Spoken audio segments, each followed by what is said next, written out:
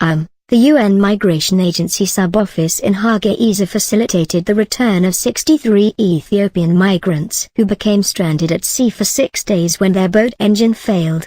The migrants left Hargeisa in several groups after they had received medical attention, food, shelter, clothing and counseling through support from IOM.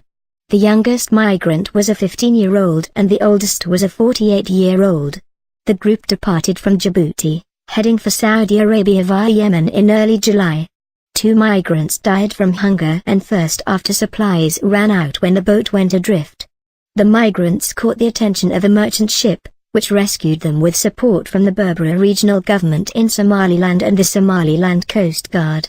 Response and assistance to the migrants was also supported by the Somaliland National Displacement and Refugee Agency, Hargeisa Migrant Response Center, Somaliland Immigration and Border Control, and the Somaliland Ministry of Health and Development.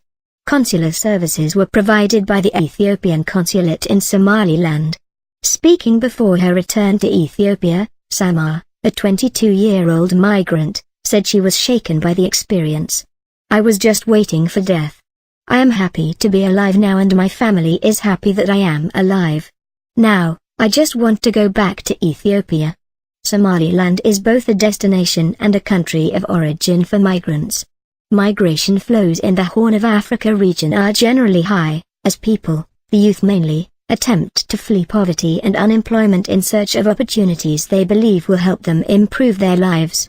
Still, it was unusual for a boat from Djibouti headed to Yemen to find its way to Somaliland, as Jessamy Gavarafult, head of the IOM sub-office in Hargeisa explained. These migrants took a new route, and when they drifted off course they ended up in the middle of the Gulf of Aden, a desperate place for a small boat without provisions. We are very happy that they were rescued, and we were able to support them through our assisted voluntary return service. We know that our colleagues at IOM Ethiopia will receive them at Bole Airport in Addis Ababa and see to it that they return safely to their families. The migrants all chose to return to Ethiopia where they are going to receive reintegration assistance once they have reached their final destinations, following a vulnerability assessment. Once we help migrants return, we work to ensure that they achieve economic self-sufficiency and that they are psychologically and socially stable, said Julia Hartlieb, Senior Regional Program Coordinator in the Horn of Africa.